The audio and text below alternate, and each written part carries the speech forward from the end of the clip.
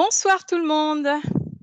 Bonsoir Geneviève de Mulhouse, Virginie du Québec, Mercedes de Madrid et toutes les personnes qui sont présentes à cette conférence. Merci beaucoup d'être ici avec nous.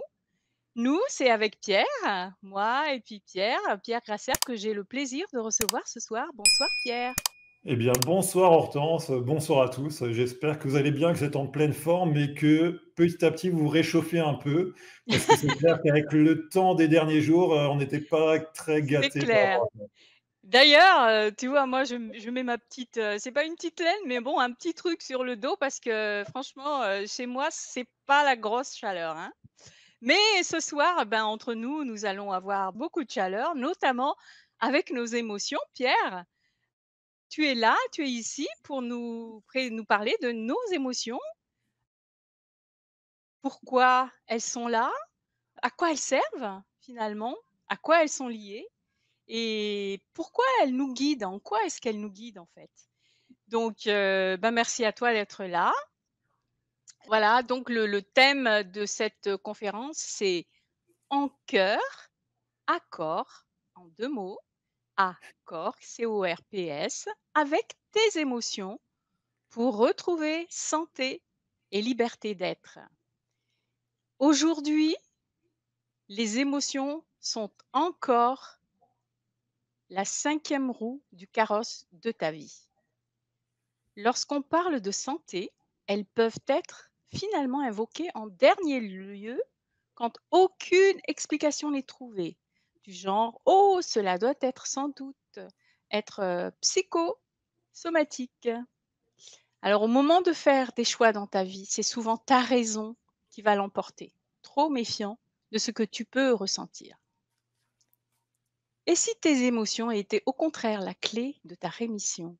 Si le cœur avait des réponses que la raison ignore, qui te permettraient de vivre la vie qui t'inspire? Est-ce que cela t'intéresserait d'aller ouvrir la malle au trésor de ton corps pour aller à leur contact? Alors, si oui, ben, reste avec nous dans cette conférence où Pierre va t'emmener découvrir les stratégies de gestion de tes émotions et identifier la meilleure. Comprendre le message envoyé par tes émotions, apprendre à identifier le ressenti corporel lié à une émotion, apprendre à identifier tes alertes émotionnelles pour avancer sur ton chemin de vie et enfin découvrir les clés psycho-émotionnelles indispensables dans le cadre de la rémission d'une maladie. Alors, Pierre, tu es coach professionnel et praticien en PNL certifié et Tout à formé fait. en naturopathie. Mais Exactement. on voudrait mieux te connaître, moi aussi d'ailleurs. Est-ce que tu peux nous en dire un peu plus sur ton parcours, par exemple, en quelques phrases? Ça va être très Oui. court en quelques phrases, mais en résumé, on va dire, Exactement. pour Ben, mieux déjà, te connaître. je suis vraiment ravi d'être à vos côtés. Je suis ravi d'être là pour vous partager ce sujet qui me passionne sur les émotions, sur le rôle de notre cerveau, de notre cœur, sur les interactions qu'il y a entre le cerveau et le cœur. C'est vraiment un sujet qui me passionne et auquel j'ai dédié maintenant bien, je pense, facilement 15 ans de ma vie maintenant à travers mon expérience. Alors effectivement, pour vous donner quelques éléments sur mon parcours, qu'est-ce que je pourrais vous dire? Déjà, en fait, moi, ce que j'ai envie de vous dire, c'est que j'ai déjà une formation à la base de scientifique. J'ai l'équivalent d'un master en analyse biologique et chimique. Alors tout ça pour vous dire quoi? Ben, simplement que j'adore, moi, comprendre les choses, décortiquer, comprendre combien ça fonctionne. Ça, c'est quelque chose qui est important pour moi. Autre aspect qui me caractérise, c'est que ben, j'ai un aspect assez artistique puisque je chante depuis que j'ai l'âge de 6 ans. J'ai étudié au conservatoire et j'ai étudié ce chant au conservatoire et ça m'a appris beaucoup de choses sur ma relation à mon corps, ma relation à mes émotions et c'est quelque chose que j'ai vraiment énormément développé. Et puis, ben, la dernière chose qui fait qu'aujourd'hui je suis là aussi et que j'ai envie de vous parler de ça, c'est que c'est ces émotions-là qui ont été responsables d'une maladie qui s'est déclenchée pour moi, la sclérose en plaques. et j'ai fait tout un chemin de travail personnel sur mon intérieur pour aller chercher qu'est-ce qui occasionne ça. On aura l'occasion d'en reparler. Mais là, aujourd'hui, ça fait 16 ans que je suis en rémission totale de mes symptômes et la cause psycho-émotionnelle, pour moi, a été la cause majeure, même si, bien sûr, la santé, eh bien, il y a plusieurs aspects de cette santé qu'on verra. Alors, les émotions, ben, quelque part, ben, on y est tous, bien sûr, confrontés et on les vit tous, avec plaisir ou dans l'inconfort. Elles peuvent nous bloquer, mais elles peuvent aussi nous transcender. On peut à tour les bénir, mais aussi les maudire. Et on peut vraiment en devenir carrément addict ou au contraire, plutôt s'en couper. Et là, du coup, j'ai envie simplement de vous dire, mais génial, ces émotions, nous sommes de merveilleux êtres humains. Et pour ça, déjà, on peut s'apporter plein d'amour, plein de gratitude pour ça, pour tout ce que, en fait, ces émotions nous font vivre. Ça, c'est carrément génial et c'est vraiment le premier message que j'ai envie de vous dire. Vraiment, c'est tellement top d'être un être humain. Après, ben, en fait, j'ai aussi, avant d'introduire le sujet, de vous parler de qu'est-ce qu'on va voir pendant cette conférence, j'ai moi aussi envie de vous raconter une petite histoire de, en fait, de tout simplement qu'est-ce qui relie mes émotions à ce qui se passe à l'intérieur de moi. Une histoire que j'ai vécue récemment sur un salon de bien-être. Et en fait, pour moi, ça a été carrément dingue de vivre ça. Je suis sur le salon, je vois un exposant qui est à quelques mètres de moi et qui vend des compléments alimentaires pour la circulation sanguine. Bon, en tant que naturopathe, moi je suis assez intéressé. J'ai dit, ah, tiens, qu'est-ce qu'il y a dans ce complément qui améliore la circulation sanguine? Et j'y découvre une liste de 50 extraits naturels, parmi lesquels peut-être vous en connaissez, le ginkgo biloba, la vigne rouge, le marron d'Inde et plein d'autres. Je dis, waouh, avec ça, ça va booster, hein. Alors bon, l'exposant me dit oui, ok, oui, c'est vrai. Alors déjà, on conseille aux personnes qui sont sous fluidifiant de ne pas forcément prendre en même temps, parce que oui, effectivement, avec ces 50 extraits, c'est assez dingue. Et puis, il me dit la chose suivante, si vous voulez, je peux vous faire voir votre microcirculation sanguine directement. J'ai dit, ok, waouh, allons-y, découvrir ma microcirculation. Alors, il a un microscope, il place en fait mon annulaire au niveau du microscope et à la jonction entre la peau et l'ongle, eh bien, il arrive à me faire voir un petit vaisseau sanguin, un petit capillaire qui a un peu une forme de lacet comme ça qui monte. Et du coup, je me rapproche un peu plus de ce lacet et un truc incroyable que j'ai jamais vu de ma vie, je vois dans mon propre corps, je vois ma circulation sanguine, je vois les globules rouges, vraiment les petits globules rouges, j'arrive presque à les distinguer, qui montent le long de ce capillaire et qui redescendent. Et du coup, je constate qu'il y en a quelques-uns qui montent, hein, donc ils sont assez flemmards pour monter. Par contre, il y en a plein qui descendent et qui dévalent le capillaire vraiment dans une densité un peu plus importante. Bon, en tout cas, à ce moment-là, visiblement, la microcirculation a l'air déjà plutôt pas mal, même s'il y a un peu une hétérogénéité. Et quand je vois ça, mais alors je vous assure, j'ai une joie qui explose en moi. Je me fais waouh! La première fois que j'arrive à voir de mes propres yeux ma circulation sanguine. Et là, vraiment, il y a un sentiment de joie, ce pétillement qui est en moi, et moi, je suis vraiment porté par ça. Et je vous assure que quelques secondes après, ça modifie ma microcirculation. Elle devient tout d'un coup dense, homogène et rapide. Et là, à ce moment-là, je prends une baffe, même si bien sûr, j'étais déjà convaincu de ça depuis un moment, mais je me rends compte vraiment que je le vois de mes propres yeux, que mon état interne influe directement ce qui se passe dans mon corps et que je n'ai pas besoin de 50 extraits naturels pour ma circulation sanguine. J'ai juste besoin de vivre dans la joie, dans l'amour. Et ça, pour moi, ça a été extraordinaire de vivre ça. Et je vais déjà vous raconter ça parce que tout ce qui va suivre après, eh bien, est en rapport, bien entendu, avec ce constat. Alors bon, peut-être, vous voulez peut-être savoir qu'est-ce qu'on va voir dans cette conférence. Alors moi, les 2 objectifs sont assez simples dans cette conférence. Alors voilà, je pense qu'on va être ensemble, on va prévoir environ 1h45. Je pense que ça peut se jouer aux alentours de ce temps-là. Déjà, on va voir il y aura 2 parties dans cette conférence. Première partie, on va voir comment faire de nos émotions des alliés pour nos choix de vie, pour nous guider sur notre chemin.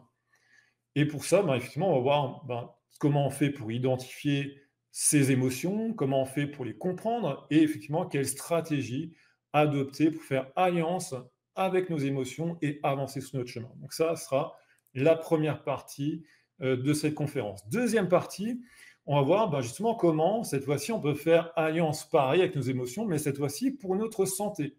Et dans cette partie-là, on va voir déjà quelles sont les conditions pour qu'une émotion puisse impacter notre santé. Et deuxième partie, quelles sont les clés psycho-émotionnelles de la rémission, du retour à la santé. Et là, bien entendu, j'ai fortement m'appuyé sur l'expérience de ce que j'ai traversé à travers ma maladie, la sclérose en plaques, qui est une maladie auto-immune où vos propres anticorps s'attaquent à vos nerfs et peuvent provoquer différents types de handicaps. Ça peut aller jusqu'à être effectivement immobilisé, avoir des problèmes de marche et terminer. Enfin, je n'ai pas envie forcément de dire ça, mais par moments, certaines personnes peuvent se retrouver en fauteuil roulant, mais ce n'est pas forcément le cas de tout le monde.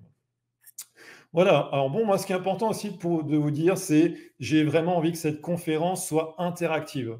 J'ai envie de vous entendre réagir sur le chat, j'ai envie quelque part de vous poser des questions pour interagir avec vous, j'ai envie que vous me posiez des questions aussi en retour pour que tout ça soit interactif à ce moment-là et qu'on ne soit pas simplement dans quelque chose de descendant.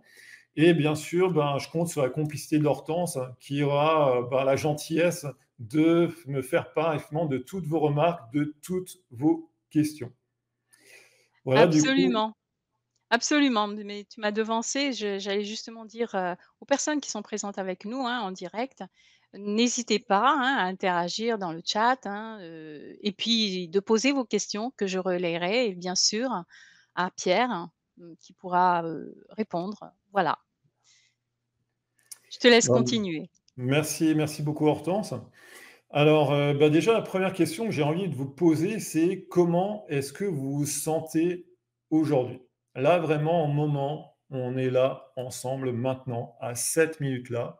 J'aimerais bien que vous me partagiez dans le chat comment vous vous sentez maintenant. Par un mot, simplement un mot qui caractérise votre ressenti, votre état d'esprit peut-être aujourd'hui.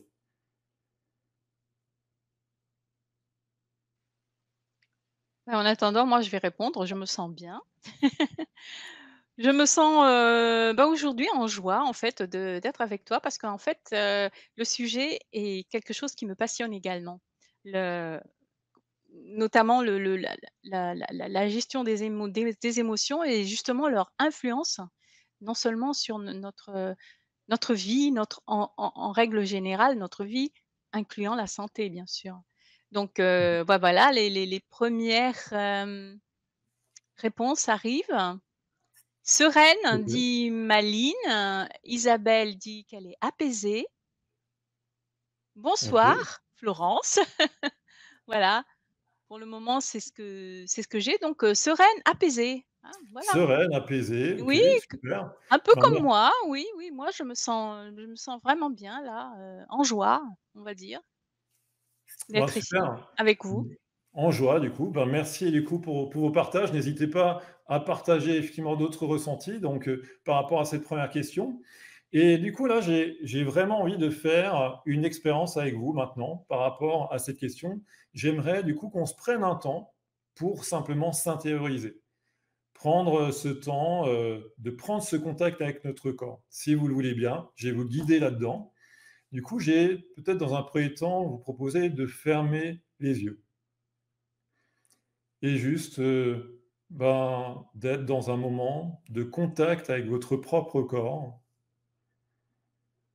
de sentir vraiment votre corps se relâcher, là, sur le support sur lequel vous êtes, sans faire plus aucun effort.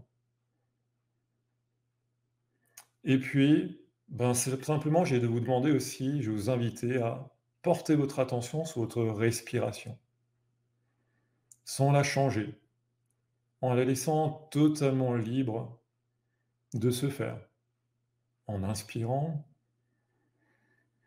et en expirant, doucement, tranquillement et lentement.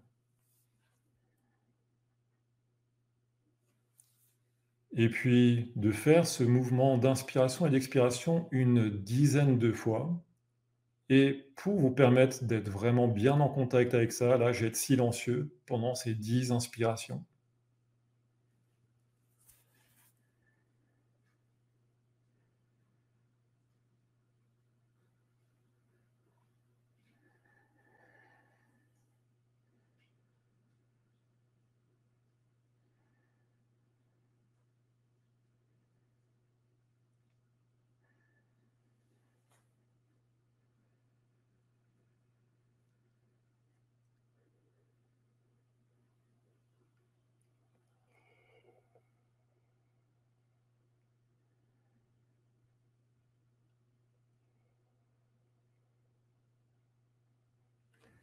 Et tout en gardant les yeux fermés et ce contact à votre corps, ben, je vais simplement vous reposer la question.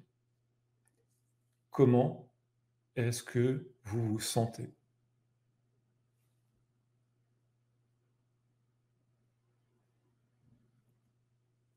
Et simplement de m'indiquer quel changement peut-être il y a eu, quelle évolution dans votre perception il y a eu entre ce premier moment où je vous l'ai demandé et ce deuxième moment où là Ah, on a pris un temps le pour s'intérioriser. et ben, écoute, là, hem, j'ai des retours. Alors, pour, Néjéa tout à l'heure, là, à la première question, a dit: «Enthousiaste pour aujourd'hui» et Florence dit: «Très intéressée car je souffre d'une maladie auto-immune». OK. Ah, du coup, Florence, Heu là, si tu as envie de et me partager. après, collecte après la donc les respirations, le Oui, le le petit exercice, hem, il y a Colette qui dit: «Je me sens zen».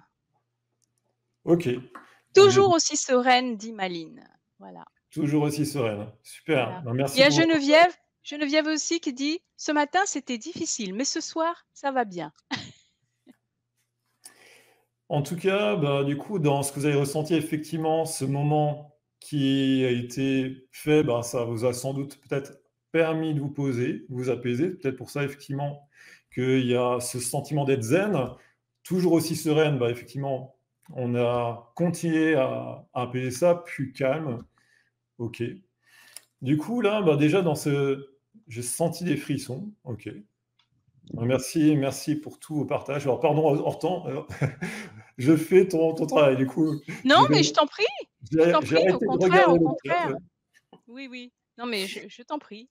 mais en tout cas, ouais, ce que dans ce simple exercice-là, ce que j'ai déjà envie de vous dire, c'est que, effectivement, peut-être certains d'entre vous ont commencé à ressentir peut-être d'autres choses au moment où ils ont pris le temps vraiment de se connecter à leur propre corps. Parce que par moment, effectivement, on peut être déconnecté de tout ça. On peut être dans l'automatisme, genre: «Est-ce que ça va? Oui, oui, ça va», tout de suite, sans vraiment connecter ça et quand on se prend le temps de se poser, de se connecter à son propre corps, c'est là qu'il y a d'autres perceptions qui interagissent et en neurosciences, on appelle ça l'interoception. L'interoception, c'est quoi? C'est notre capacité à capter des signaux à l'intérieur de soi. Et c'est un peu comme un sixième sens, hein, sauf que on a 5 sens tournés vers l'extérieur et on a ce sixième sens, mais qui est plutôt tourné vers l'intérieur. Et peut-être que cette question-là, il y en a certains d'entre vous qui n'y ont pas vraiment répondu ou n'étaient pas forcément à l'aise là-dedans, et c'est tout à fait OK de ne pas être à l'aise là-dedans, ou simplement n'ont pas vu de grandes différences entre les deux, ça encore, c'est tout à fait OK. Et du coup, ben, j'ai envie de vous poser, moi, cette question supplémentaire.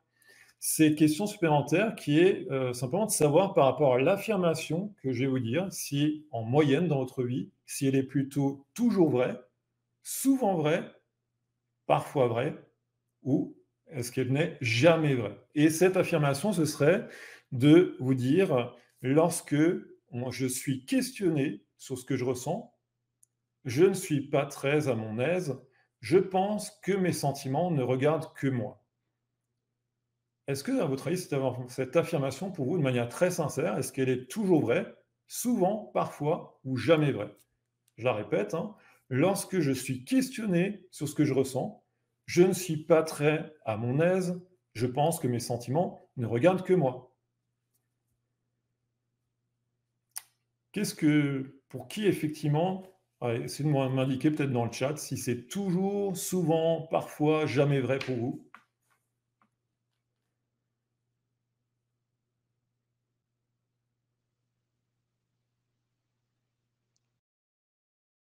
Jamais vrai pour Maline.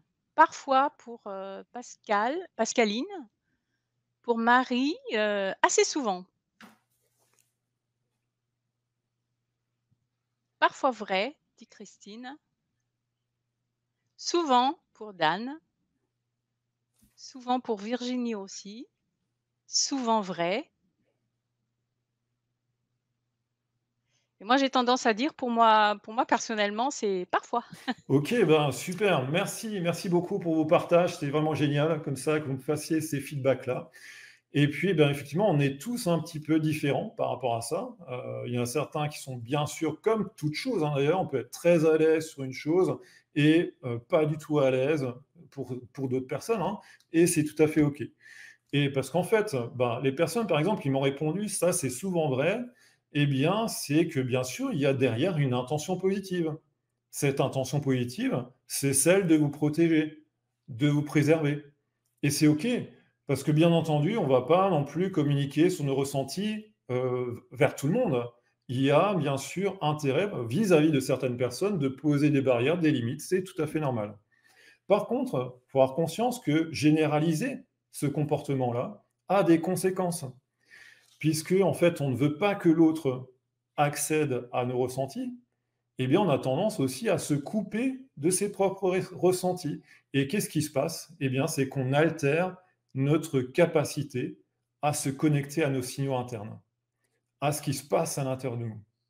Et là, du coup, ben, qu'est-ce qui risque de se passer? Eh bien, les neurosciences ont montré que quand cette interoception est altérée, ça va provoquer beaucoup plus de troubles anxieux, dépressifs, provoquer plus de problèmes de santé et que bien entendu, eh bien souvent, les personnes ne savent pas vraiment quel chemin choisir parce qu'elles n'ont plus contact avec ces signaux internes, ou en tout cas moins contact. Alors, qu'est-ce qui altère cette interoception? Eh bien, c'est le fait d'être constamment sursollicité dans le monde extérieur par plein de signaux externes et en fait de ne jamais se poser, de se prendre un temps pour soi, pour s'intérioriser. C'est aussi, bien sûr, tout ce qui est ultra connecté. Ces appareils, on est constamment peut-être par moment dessus et ça aussi, ça nous coupe du lien à nous-mêmes.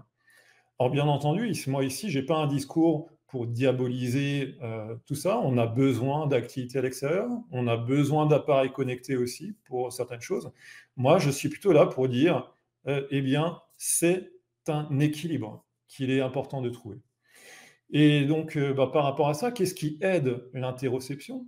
Eh bien, c'est déjà de simplement se poser et s'intérioriser. Ensuite, ce qui aide l'interoception, c'est la respiration, ce qu'on a fait tout à l'heure. Inspirer, expirer, ça nous connecte vraiment à nos ressentis. Et enfin, bien sûr, il y a toutes les pratiques de pleine conscience, la méditation, qui, du coup, nous aident, du coup, là-dedans. Alors justement, j'ai envie, de vous poser cette question déjà par rapport à pour savoir quelle est l'émotion, qui vous semble le plus inconfortable? Pour vous, quelle est cette émotion que vraiment, quand vous êtes là-dedans, vraiment ça vous êtes vraiment mal à l'aise? Vous n'aimez pas vivre cette émotion?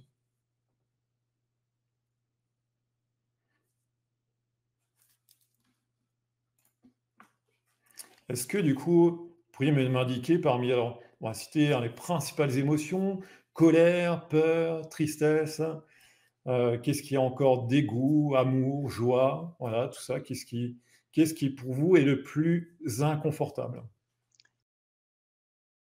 La colère, il y a 2 personnes qui ont répondu. La La colère. colère, la peur, l'anxiété, les les les douleurs, on dit, Alors les douleurs, ça c'est anxiété, plutôt angoisse, ressenti. l'agacement. La La peur, la peur, colère. OK, ben, ouais. merci pour ce partage-là et bien entendu, bah, si on est inconfortable par rapport à ça, moi, par exemple, l'émotion la plus inconfortable que j'ai pu vivre, c'est la colère et qu'est-ce qui fait qu'on peut être inconfortable par rapport à une émotion?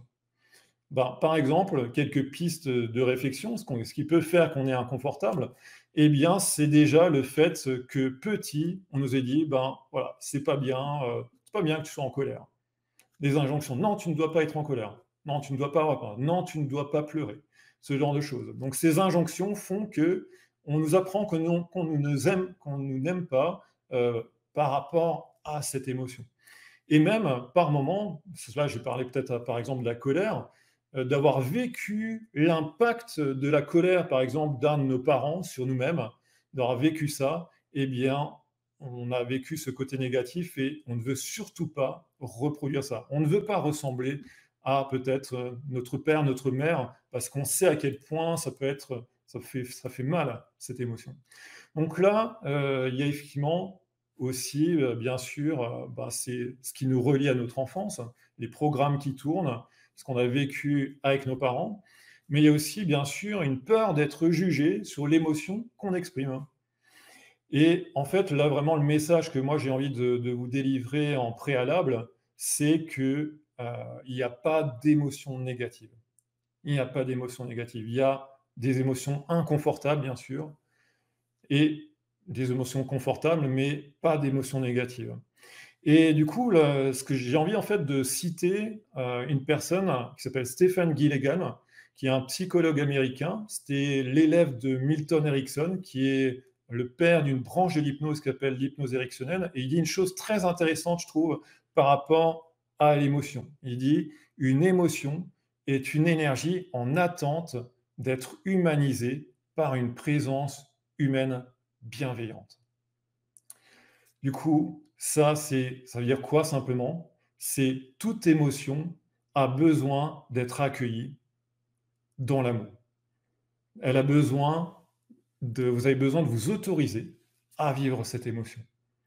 Donc ça, c'est important. C'est d'ailleurs même un préalable par rapport à tout ce qu'on va dire après sur la boussole intérieure, sur le chemin et par rapport à la santé. Donc, j'ai envie effectivement de parler de cette boussole intérieure. Pour moi, les émotions, effectivement, sont un peu comme une boussole intérieure. Elles nous guident sur un tas de choses, hein. Et dans ce que je viens de dire, finalement, si je devais résumer ce propos préalable, le préalable à ce qui va être nécessaire, à ce qu'on va vivre après dans cette conférence, eh bien, c'est déjà l'interoception, cette capacité à se connecter à ses ressentis internes, à les capter. Et si on devait prendre une image, si je ne développe pas cette capacité, si j'altère cette capacité, eh bien, c'est comme si je ne savais pas où se trouve ma boussole. Un peu comme si, par exemple, vous demandiez à votre conjoint: «Dis donc, est-ce que tu pourrais me dire où se trouve la boussole? Je ne sais plus où je l'ai mise», et qui vous répond: «Ben, la boussole se trouve dans la maison». Ah, d'accord. Donc là, bon courage pour trouver où elle est. Donc là, effectivement, si on ne sait pas où connecter nos émotions, comment les connecter, eh bien, effectivement, on ne peut pas avoir accès à cette boussole. Deuxième, du coup, préalable à ça, c'est bien sûr l'accueil bienveillant. Et si on compare toujours ça à cette boussole intérieure, à cet objet qui est là, ce serait quoi l'accueil bienveillant? Et à quel moment, en fait, je ne serais pas dans un accueil bienveillant? Bah, imaginez que là, maintenant, ça y est, vous avez mis la main sur votre boussole, elle était rangée dans un tiroir dans la cuisine. Vous l'avez vraiment vue, localisée, elle est là dans ce tiroir. Mais en fait, si vous n'êtes pas dans cet accueil bienveillant, bah, qu'est-ce qui se passe? C'est comme si vous ne preniez pas votre boussole en main ou que vous ne posiez pas les yeux dessus. C'est-à-dire l'accueil bienveillant, c'est effectivement, bah, pour cette boussole, la prendre en main et la regarder. L'autoriser à m'indiquer ce qui se passe en moi, même si c'est inconfortable. Donc Pierre, effectivement, bah, oui. heu, i j'aimerais que tu répondes à c'est pas une question, mais c'est une remarque de Pascaline qui dit: «OK, mais la colère ne fait pas nous sentir bien non plus. La colère, ce sont des vibrations basses, donc mauvais». Je comprends un peu ce qu'elle dit, c'est-à-dire qu'en fait, si tu te sens tu es en colère, en fait, OK, tu n'es pas bien, mais le fait de ressentir cette colère-là, ça peut abaisser nos vibrations, avoir des énergies basses finalement en nous. Bah, effectivement, bien sûr, on a une échelle émotionnelle qui nous montre qu'effectivement, bah, bien sûr, quand on se dirige vers l'amour, la paix, tout ça, là, on est en haute vibration, certes, mais voilà, la colère, elle a bien sûr, une part, et c'est vrai, qui fait qu'on ne se sent pas bien, oui, parce qu'il y a une réaction physiologique dans le corps. Il y a quelque chose effectivement qui, sans doute, effectivement nous met mal à l'aise. On voit bien quel effet par moment peut avoir la colère à l'extérieur. Elle a cette potentialité de détruire. Et ça se passe aussi à l'intérieur de votre corps, puisque moi je la connais bien, cette colère. Elle a quand même réussi à retourner mon propre système immunitaire contre moi. Ça, c'est dingue. Mais je vous en parlerai plus tard. Donc oui, bien entendu, il y a un aspect négatif de la colère. Mais voilà, la colère a aussi quelque chose de positif. C'est une énergie quand même, cette colère. Je suis capable de la canaliser et de l'utiliser à bon escient pour avancer. Si en fait je fais en sorte de comprendre son message, de l'accueillir et de prendre cette énergie, parce que c'est quand même une sacrée énergie hein, qui dynamise le corps. Là, on est plutôt pour la colère dans une énergie haute, même si effectivement, voilà, il y a une histoire de vibration basse, ça, effectivement, c'est par rapport à ce qui est dégagé par rapport à ça, mais c'est quand même, ça apporte une énergie, ça apporte cette notion où on a envie d'avancer. Donc voilà, pour moi, il y a dans chaque chose, effectivement, il y a du positif et du négatif. C'est un peu comme dans un atome, vous voyez, il y a autant de charges positives que de charges négatives. Hein. Et voilà, la colère, effectivement, peut avoir un impact négatif. Mais en fait, ce n'est pas l'émotion qui a un problème, hein. C'est l'effet que peut avoir l'émotion sur moi, parce que si je retourne cette colère contre moi ou si je la lâche sur quelqu'un, oui, ça peut faire des dégâts. Mais en fait, ce qui va aussi jouer, c'est ma propre perception de cette colère. Par moment, bah, je ne m'autorise pas à être en colère et du coup, je suis en colère d'être en colère. Donc ça aussi, ça peut poser un petit problème. Euh, du Merci coup, Pierre. Du coup, là, ben, je propose qu'on passe à cette boussole émotionnelle qui va nous guider sur notre chemin. Moi, j'ai un de mes mentors qui disait la chose suivante, la boussole émotionnelle, c'est l'intelligence suprême de l'être humain. Et je trouve que quand il a dit ça, je me suis dit, oui, enfin, moi, ça me parle directement. Je ne sais pas si ça vous parle. Et dans les accompagnements que j'ai pu faire, j'ai rencontré des personnes, c'est vraiment des experts. C'est des gens incroyables. Ils savent tout de tout, ils ont potassé tous les sujets, ils ont tout compris, mais il y a toujours quelque chose qui bloque. Ils ne comprennent pas, pourtant ils ont tout, ils savent tout. Et ces personnes-là, quand je commence à les connecter à leurs émotions, et bien là, il y a eu des choses incroyables qui se sont passées.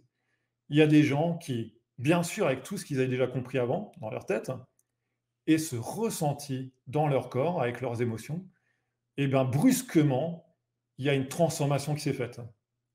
Parce qu'ils sont allés connecter une information supplémentaire qu'ils n'avaient pas. Autre exemple d'une personne, j'ai accompagné pour un changement de comportement. Je suis allé bien sûr la faire connecter à ses émotions.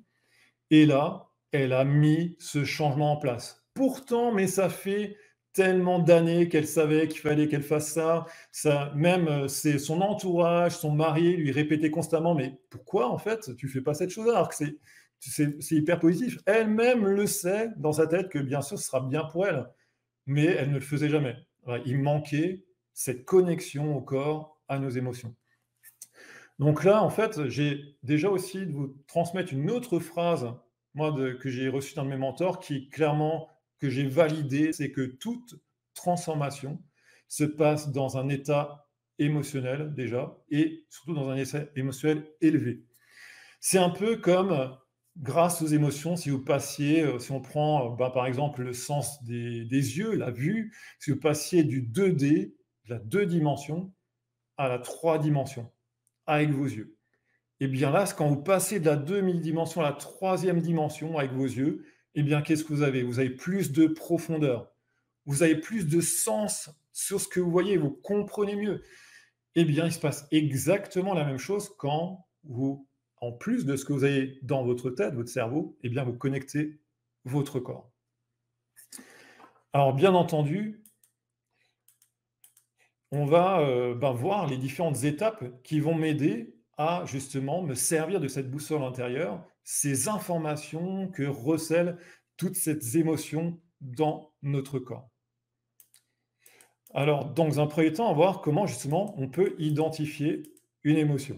Alors du coup, effectivement, ce qu'il faut savoir déjà, c'est bien on est tous capables, bien entendu, de reconnaître la colère, la peur, c'est vraiment manifeste.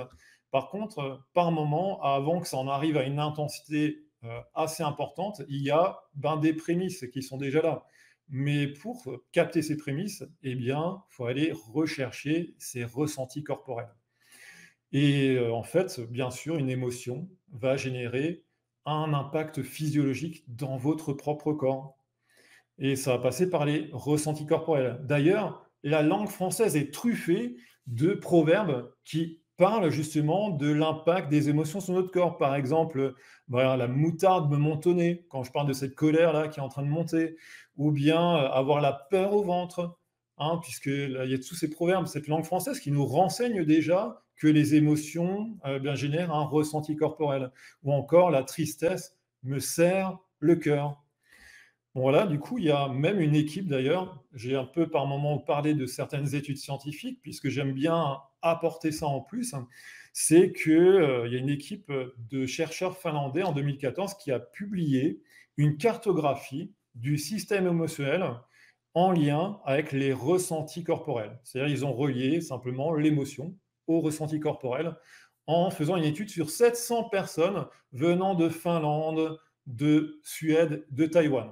Déjà, premier constat qu'ils ont fait, c'est que, qu'on vienne d'Europe ou d'Asie, eh bien, les cartes des ressentis corporels liés aux émotions sont similaires. Donc ça, c'est déjà une première information. Ça a l'air d'être plutôt universel, cette réaction des émotions sur notre propre corps. Après, bien entendu, selon l'émotion, ça va activer certaines zones dans notre corps ou au contraire, les désactiver. Par exemple, cette émotion d'amour, sans surprise, on a tout l'organisme qui s'active. Par moment, effectivement, quand je demande aux personnes qu'est-ce qu'elles ressentent quand elles ressentent de l'amour, elles me disent ah, je sens au niveau du cœur, il y a une chaleur, une douceur qui se dégage, il y a une vibration qui parcourt tout mon corps. La colère, par exemple, qu'est-ce que ces chercheurs ont trouvé? Ils ont trouvé que ça activait plutôt la zone au niveau des bras et des poings, au niveau du cœur et au niveau du visage. Donc, c'est ces zones-là qui sont plus actives. Et la peur, effectivement, c'est au niveau de la poitrine et du ventre qu'il y a le plus de ressenti de ces émotions. Donc voilà, la première chose, c'est déjà d'identifier, d'apprendre, c'est vraiment un apprentissage, d'apprendre à identifier, connecter tous ces ressentis corporels et de faire le lien avec l'émotion que je vis. Deuxième chose, c'est ensuite d'essayer de comprendre qu'est-ce qui fait que je ressens cette colère, qu'est-ce qui fait que je ressens cette peur. Alors, donc, je vais prendre quelques exemples. Par exemple, la peur, simplement, ça va indiquer quoi? Ça indique un danger. Et si ça vous informe sur un danger, ce qu'il va falloir chercher derrière, une fois que vous avez cette information-là, c'est le besoin qui est associé. C'est-à-dire, quel est le besoin associé à la peur? Par exemple, c'est le besoin de sécurité. La colère, si on prend la colère, par exemple, si je vis de la colère, ça m'indique quoi? Ça m'indique que ça m'informe qu'il y a un écart entre mes attentes et ce que mon environnement extérieur me renvoie. Exemple, j'ai demandé à mon fils, ma fille, de faire ses devoirs et en fait, je me rends compte en rentrant qu'il a passé ou elle a passé toute l'après-midi à jouer aux jeux vidéo. Bien sûr, une situation que personne n'a connue sans doute parmi vous. Non, je plaisante. Mais du coup, voilà, là, ça fait que on a peut-être de l'agacement, de la frustration qui monte, voire même de la colère qui s'exprime. Et là, qu'est-ce que ça nous indique? Ça nous indique qu'on a besoin de reposer et de faire respecter le cadre et de redéfinir les règles. Et en faisant ça, qu'est-ce que ça va me permettre d'accéder ou de contacter? quand le cadre est posé, les règles sont respectées, ben, ça va me permettre de vivre de la joie. La joie, simplement, ben, notamment de sentir que le cadre est respecté, que les règles sont effectivement bien en place. Autre exemple, le dégoût m'indique que ben, j'ai une forme de rejet de certaines personnes, certaines choses, et ça m'encourage à connecter ce besoin de retrouver du plaisir. La tristesse, elle m'informe que je manque de lien, de connexion avec l'autre, ou que j'ai perdu un lien, une connexion à l'autre. Donc ça nourrit quoi? Ben, le besoin de recréer du lien et de simplement reconnecter quoi? Ben, l'amour. Donc voilà déjà ces premières choses à faire pour ben, apprendre à servir de cette boussole intérieure, identifier mon émotion par mes ressentis corporels, comprendre cette émotion et les besoins qui y sont liés. Et enfin, ben, on va voir, la prochaine étape, c'est la stratégie. Qu'est-ce que maintenant, avec ces informations, je vais faire et ces besoins, quelle stratégie je vais adopter pour ben, justement faire de ces émotions des alliés. Donc là, ben, on a différentes manières de gérer, de réguler nos émotions, et c'est OK parce que on est tous passés par là, par différentes phases. On n'utilise pas tout le temps les mêmes stratégies, bien sûr. Ça dépend des situations, des personnes, du contexte, bien entendu. En tout cas, première stratégie, c'est que quand on est vraiment inconfortable par rapport à l'émotion, on va s'en dissocier. C'est-à-dire que là, on va mettre à distance l'émotion, on va plus s'y connecter. Et là, ben, effectivement, ben, je n'ai plus de boussole, je n'ai plus rien pour me guider. J'ai préféré, pour me protéger, hein, bien sûr, pour me préserver, me couper de ces émotions. Autre stratégie qu'on peut utiliser par moment, c'est se noyer dans ses émotions. C'est-à-dire que là, on peut vraiment laisser la colère, la peur grandir, s'amplifier. Le fait, par exemple, d'être en colère, ça fait qu'il y a des personnes, par moment, elles me disent, j'ai été pendant 7 jours en colère. Ah ouais, waouh. Du coup, c'est pas mal. Du coup, là, effectivement, on a vraiment entretenu ça, on s'est vraiment noyé là-dedans. Donc là, bien sûr, ça, cette stratégie-là, ben, n'aide pas à transformer ce que nous vivons. Autre chose aussi qu'on peut faire comme stratégie par rapport aux émotions qu'on vit quand on est inconfortable, c'est de remplacer l'émotion qu'on est en train de vivre par une autre. Par exemple, très souvent, on peut être en colère suite à une peur. C'est-à-dire qu'on a peur de quelque chose, l'autre nous renvoie quelque chose qui nous inquiète, qui nous fait peur, et on bascule de la peur à la colère, on se met en colère par rapport à ça. Parce qu'on est inconfortable, on se sent impuissant par rapport à la peur que l'autre nous communique. Alors du coup, ben, là, effectivement, là, on ne transforme pas non plus, on remplace, hein, et puis on n'accueille pas cette première émotion, sa vulnérabilité, parce que ça aussi, c'est une clé, hein, à accueillir cette vulnérabilité et de dire, écoute, là, ce que tu me dis, ça m'insécurise. Là, je sens que là, j'ai peur par rapport à ça, je ne sais pas comment je peux t'aider. Déjà, en fait, rien que de dire ça, ça va faire 50% du chemin de régler le conflit qui est en train de se passer. Enfin, ben, dernière chose, eh bien, effectivement, c'est d'accueillir l'émotion et la transformer. C'est bien entendu la stratégie à développer, à travailler, et on ne cesse jamais en fait de s'entraîner à la pratiquer parce que c'est un entraînement de tous les jours. Déjà se connecter, comme on l'a vu, à son ressenti par l'interoception, accueillir cette émotion par une présence bienveillante, s'autoriser à vivre ça, comprendre le besoin. Et une fois que j'ai compris le besoin, bah, la dernière étape, ça va être de poser une action pour répondre à ce besoin. Prendre sa responsabilité. Là, j'ai un besoin que m'indique, dont cette émotion m'informe, c'est un besoin qui n'est pas nourri, et il est nécessaire que je prenne ma responsabilité pour poser une action pour transformer ça. Plutôt que bah, ce qu'on peut faire habituellement, c'est culpabiliser l'autre, rejeter la faute sur l'autre, parce que nous-mêmes, nous ne trouvons pas les ressources en nous pour ben, nourrir ce besoin, ou parce que simplement on ne l'a pas compris.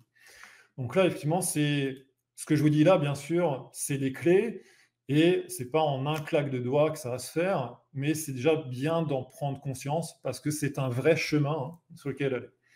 Et moi, ben justement, pour vous aider sur ce chemin, notamment dans des situations vous allez devoir faire des choix importants dans votre vie, des choix qui vous mettent par moments mal à l'aise parce que vous ne savez pas, vous hésitez, vous doutez. Eh bien, je propose un premier atelier de pratique où on va justement se servir pas seulement de notre tête pour nous aider dans notre choix, pour nous guider dans notre choix, mais se servir de nos trois cerveaux. Et oui, trois cerveaux. Il y a celui qui est ici, il y a celui dans notre corps, notamment dans la zone où il y a toute la sphère digestive intestinale. Et le troisième cerveau, c'est le cœur. Donc là, dans cet atelier, je vais simplement vous apprendre à faire quoi?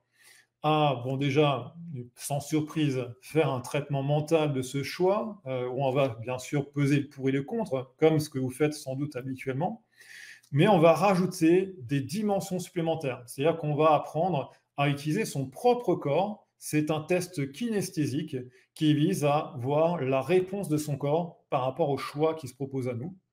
Donc ça sera une première pratique de cet atelier.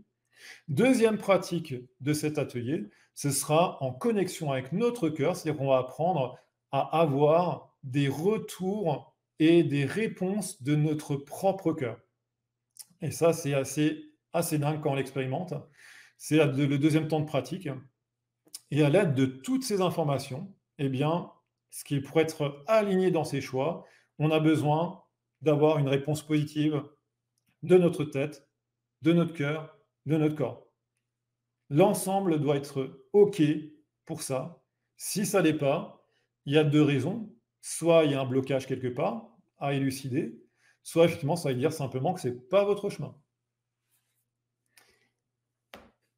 Donc voilà pour le premier atelier. Oui. D'ailleurs, à ce propos, j'ai mis, le lien, pour, accéder donc, aux informations de l'atelier, du 1er atelier et du deuxième atelier, parce qu'il y a 2 ateliers en fait. Donc, j'ai mis ce lien donc, dans le chat pour les personnes qui sont, en direct. Donc vous pouvez cliquer sur ce lien, je l'ai mis dans le chat pour avoir toutes les infos donc déjà, par rapport au premier atelier. On va parler du deuxième atelier tout à l'heure, hein, Pierre, tu vas en parler. Oui. Et d'emblée, je le dis aux personnes, chaque atelier, en fait, est indépendant. Je veux dire, on peut prendre un atelier ou l'autre ou le pack des 2. Donc c'est important de le savoir. Tu vas nous parler du deuxième atelier tout à l'heure. Donc déjà tout de suite, je dis qu'il y a possibilité de soit de prendre, le premier atelier ou le deuxième atelier ou le pack, des 2 ateliers. Mais vous avez tout ça dans les informations, que vous aurez sur la page du site, de l'Académie Nouvelle Vue en cliquant sur le lien que je vous ai mis dans le chat. Voilà. Et pour les personnes qui vont regarder le replay, eh ben ça, toutes les informations vont être en dessous de la vidéo pour ceux qui iront sur le site, et sur YouTube. Vous avez la description en dessous de la vidéo avec un lien sur lequel vous pouvez cliquer pour accéder aux infos complètes de tous les ateliers des 2 ateliers de Pierre. Voilà, je te laisse, continuer. Merci Hortense. Du coup, là, effectivement, on a vu, donc dans un premier temps, effectivement, toute cette boussole intérieure dont je peux me servir et dont je peux apprendre à me servir et à développer tout ça pour, vraiment me guider dans mes choix de vie. Et puis, deuxième partie qu'on va voir maintenant, c'est, justement comment faire de nos émotions des alliés pour notre santé. Pour, à la fois comprendre comment ces émotions peuvent impacter notre santé et quelles sont les clés psycho-émotionnelles d'une rémission, d'un retour à la santé, que j'ai, moi-même expérimenté à travers ma maladie, la sclérose en plaques, hein, qui a été diagnostiquée pour moi en 2007. J'ai fait le choix, moi, d'aller vrai parce que j'ai tout de suite compris, je vous raconterai après plus tard, exactement qu'est-ce qui a déclenché ça pour moi. J'ai tout de suite identifié ça, mais ça a été pour moi une cause psycho-émotionnelle. Et j'ai fait donc le choix, qui est un choix personnel, hein, bien sûr, de ne pas prendre de traitement et d'aller vraiment travailler sur mon intérieur, ce qui fait qu'aujourd'hui, en plus de l'hygiène psycho-émotionnelle, il y avait aussi l'hygiène physique, l'hygiène alimentaire. L'ensemble de ces choses-là me permettent aujourd'hui de vous dire que cela fait 16 ans que je suis en rémission totale de mes symptômes. Donc, tout d'abord, ce que moi, j'ai vraiment envie de vous partager déjà, c'est déjà 2 études, scientifiques, qui sont vraiment très, très parlantes, hein. C'est, l'institut, qui s'appelle l'Institut HeartMath, qui est, du coup aux États-Unis et où ils sont spécialisés dans l'étude de tout ce qui se passe entre le cerveau et le cœur, des liens entre cerveau et cœur et de l'impact que cela peut avoir sur notre corps, sur notre santé. Et déjà, ce que j'aimerais vous partager, c'est cette chose incroyable que le cœur, quand même, génère un champ électrique 60 fois plus important que celui du cerveau et un champ magnétique 5000 fois plus important que celui du cerveau. Et ça, c'est tout bonnement incroyable. Et chaque émotion dont on vient de parler avant, ben, génère un spectre électromagnétique bien spécifique. Et ce spectre électromagnétique, effectivement, peut avoir des répercussions physiologiques sur notre corps ou sur notre mental. Donc là, ces chercheurs-là ont même montré que, eh bien, il y a une connexion, une synchronisation entre notre cœur, notre cerveau et même l'ensemble des cellules de notre corps quand on vit cette émotion. Et que même ça peut influencer une personne qui est à côté de nous. Alors, soit par le contact direct, c'est-à-dire en touchant la personne, ils ont montré qu'en touchant la personne, le signal du cœur de la personne A est capable de déclencher un signal dans le cerveau de la personne B et que les deux soient synchronisés. Ça, c'est assez dingue. Et même, ça peut même se faire à distance. Ils ont montré que eh bien, cela pouvait être simplement généré par le champ dégagé par la personne qui influence la personne à côté. Bien entendu, vous avez sans doute vécu de manière plus simple que cette étude-là que je vous raconte, quand une personne est en colère ou est en tension, eh bien, vous percevez ça également dans votre corps. C'est quelque chose qui peut être vécu avec certaines personnes qui sont d'ailleurs très empathiques, hein, peuvent le vivre de manière beaucoup plus intense. Autre étude que j'aimerais vous partager, c'est celui du docteur Glenn Ryan, qui est docteur en biologie cellulaire, une étude qui a été publiée en 2003, où ils ont montré, ben quoi? Ils ont montré que une émotion plus une intention était capable de déformer, de modifier partiellement la structure de l'ADN. Et ça, c'est incroyable comme test ils ont testé ça avec un groupe témoin de personnes qui ne sont pas du tout entraînées à justement se connecter à une émotion d'amour, par exemple de gratitude. Et ils ont pris un groupe de personnes qui se sont entraînées à faire ça. Alors on leur a mis dans différentes conditions, on leur a demandé de déformer l'ADN juste en étant dans l'émotion, ou bien juste en ayant l'intention de se dire, sans émotion, l'intention de dire, voilà, j'aimerais déformer l'ADN. Et puis, dernier test, ils ont combiné l'émotion et l'intention. Et c'est là qu'ils ont réussi, en moyenne, pour ce groupe entraîné, à créer des modifications de structure de l'ordre de 10% en moyenne, avec même certains participants qui sont arrivés jusqu'à 25% dans un état de connexion très forte entre justement leur émotion et leur intention. Et en fait, cette étude-là, dont je vous parle, eh bien, je l'ai moi-même vécu dans le cadre de ma sclérose en plaques. Je vous raconte rapidement le contexte. C'est 15 jours, 3 semaines avant mon mariage. J'ai 25 ans. Et à ce moment-là, ben, tout se passe, ce mariage est organisé dans le village de ma future femme. Et ben, ce qui se passe, c'est que ben, ses parents, ses propres parents, ben, gèrent un peu tout, ce qui est vraiment super. Mais mes propres parents, eux, ben, se sentent un peu mis de côté. Ils me disent, voilà, nous aussi, on aimerait participer à ton mariage et œuvrer aussi pour ça. Est-ce que ce serait possible qu'on ait une place? Alors du coup, ben, moi, de mon côté, eh bien, qu'est-ce que j'ai fait? Ben, je suis allé voir ma belle-mère à ce moment-là. Je lui ai dit, écoute, voilà, là, tu fais beaucoup, c'est bien, mais voilà, mes parents aimeraient aussi, du coup, faire ça. Alors là, ce que je vous le dis de manière très diplomatique, mais au moment où je le dis, visiblement, sans doute, c'est pas du tout diplomatique. J'ai pas du tout la manière, c'est maladroit. Et qu'est-ce qui se passe? Eh bien, je fais pleurer ma belle-mère. Et là, à ce moment-là, ben, je ressens une colère intense, pas vis-à-vis d'elle, mais il de moi. Je me dis: «Mais qu'est-ce que j'ai fait quand même pour, la faire pleurer? J'ai été maladroit, je m'en veux» et cetera et puis, du coup, j'ai cette colère, mais c'est vraiment quelque chose de très, très fort. Elle est très intense, cette colère contre moi. Je m'en veux. Jusqu'à présent, j'étais le gendre idéal et là, je suis ce gendre qui fait pleurer sa belle-mère. Alors là, pour moi, je tombe de haut. Pour moi, c'est vraiment quelque chose que je vis de manière très difficile et bien sûr, bah, tout ce que je vis là est en rapport avec mon propre expérience de vie, ce que j'ai vécu dans l'enfance, c'est pas un hasard. Mais je vous promets que je vois encore cette image où je suis sur le canapé de cette maison, de la maison de ma belle famille. Je suis seul sur ce canapé, en colère. Je sais que ma belle-mère est dans une autre pièce en train de pleurer. Et j'ai cette colère en moi et surtout une pensée très forte de me dire: «Je ne veux pas voir ça». Et le fait de me dire: «Je ne veux pas voir ça», ça fait encore plus monter la colère. Les 2 se synchronisent et qu'est-ce que je vis quelques jours après? Je perds la moitié droite de ma vue. Je perds la moitié droite de ma vue. Là, c'est la catastrophe, hein. Je ne sais pas ce que je suis en train de vivre là. On me dit peut-être que c'est un AVC, peut-être, voilà, en tout cas, il faut faire des examens. 15 jours avant mon mariage, je vis ça, je perds la moitié droite de ma vue, j'ai l'impression que je vais devenir peut-être aveugle.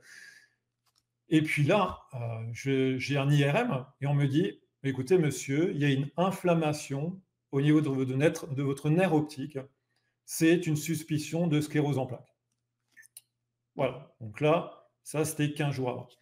Donc là, ben, qu'est-ce que j'ai vécu à ce moment-là? Je ne vais pas vous refaire ensuite toute l'histoire, mais ce que j'ai vécu, c'est que cette émotion de colère, plus cette pensée que j'ai eue, a créé une réaction dans mon corps qui a retourné mon système immunitaire contre moi. Mais contre quel endroit de mon corps? Contre mon nerf optique, contre ce que je ne voulais pas voir. La maladie, c'est quoi? C'est une solution parfaite pour le conflit que je suis en train de vivre.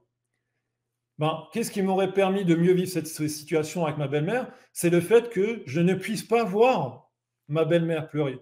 Là, du coup, j'aurais pas ressenti tout ça et mon corps m'apporte cette solution parce que parce que quoi? Parce que je n'en ai pas d'autre.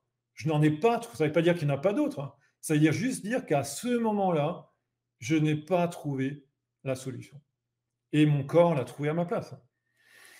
Alors du coup, ben, qu'est-ce que, en fait, j'ai envie de vous transmettre? C'est quoi les conditions pour qu'une émotion puisse impacter votre santé?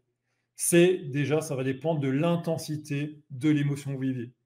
Cette intensité, bien sûr, elle est proportionnelle à quoi? À aussi la pensée, à ce que vous allez vous dire, à ce qui se passe dans votre tête, hein. Les 2 qui se synchronisent. Autre condition qui va impacter votre santé, c'est le fait que ce choc émotionnel soit très soudain, que vous n'y attendiez pas quelque part, vous n'y étiez pas préparé et que même en fait, il y a une forme d'impuissance que vous vivez parce que vous ne savez pas comment réagir, comment faire. Autre condition qui fait qu'une émotion peut impacter votre santé, c'est que vous êtes seul. Vous vivez ça de manière seule. Pourquoi je vous dis ça? Ben ça vient encore nourrir l'intensité de cette émotion. Parce que bien entendu, quand il y a quelqu'un qui est à côté de vous, qui vous rassure, qui vous dit des mots pour vous calmer, eh bien, ça va faire baisser l'intensité. Quand vous vivez ça seul, avec le sentiment que personne autour ne peut vous accompagner ou vous aider, ben, là, ça s'amplifie encore plus, hein. Après, bien sûr, l'intensité de l'émotion, c'est une chose, mais il ne faut pas croire que, une émotion de faible intensité ne peut avoir aucun impact sur votre santé. Par exemple, si vous vivez un conflit jour après jour, mois après mois, même des conflits qui durent des années, qui génèrent constamment des émotions, qui peuvent, du coup avoir un impact sur votre santé, comme la colère, comme la peur, ce genre de choses, même si c'est à une intensité modérée, eh bien, effectivement, la durée sur laquelle vous allez vivre cette émotion peut aussi impacter votre santé. C'est très simple, hein. Comment réagit le corps? Comment fonctionne le corps? Le cerveau, il est là pour assurer votre survie. Il est là constamment. Il y a une partie archaïque, hein, le cerveau reptilien, c'est la base de votre cerveau. Il est là pour être sûr de vous permettre au maximum d'assurer votre survie. Et quand en état de stress permanent, quand on vit de la peur, de l'anxiété constamment, eh bien, qu'est-ce qui se passe? Au bout d'un moment, on finit par s'épuiser, on finit par être fatigué. Et c'est quoi la conséquence d'être fatigué, d'être épuisé? Ben, cette conséquence, ça peut être que ben, peut-être demain je prends la route, j'ai un accident et je risque ma vie. Et peut-être que ben, finalement, si j'arrive au bout de cet épuisement causé par ce stress, cette anxiété, eh bien pareil, je peux en arriver à ben, risquer également ma vie. Et ça, ben, le cerveau, il en est bien conscient. Et bah, comment il va faire pour justement permettre de vous libérer de ce conflit? Il va trouver une solution en interne. Il va déclencher quelque chose pour que voilà, vous lâchiez momentanément ce qui se passe dans votre vie en termes de conflit. Et du coup, ben, ça m'invite ça à vous parler du deuxième atelier que je vous propose par rapport aux émotions. Parce que clairement, pour moi, la clé de rémission de ma sclérose en plaques, ça a été comment j'ai appris à réguler et à libérer mes émotions. Comment j'ai appris à ben, simplement développer une hygiène psycho-émotionnelle. Tout comme en fait, on peut avoir une hygiène physique quand je fais du sport, bon pour la santé, ou une hygiène alimentaire qui fait que je me nourris de produits sains, l'hygiène psycho-émotionnelle est capitale. Et même, j'ai envie de dire, dans le début de mon descriptif de ma conférence, je disais que c'était par moment la cinquième roue du carrosse. Là, ça devrait être vraiment, à mon sens, la première roue. C'est la première chose à voir, c'est notre hygiène psycho-émotionnelle. Et moi, j'ai envie de vous partager justement ben, ces outils qui m'ont aidé.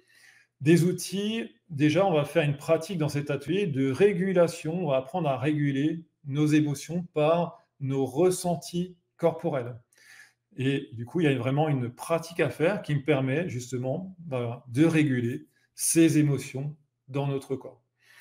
Deuxième partie de pratique de cet atelier, on va utiliser une technique que vous connaissez peut-être, hein, puisqu'elle est assez connue. C'est une technique de libération émotionnelle qui s'appelle l'EFT, que je vais également vous enseigner et vous faire pratiquer en atelier.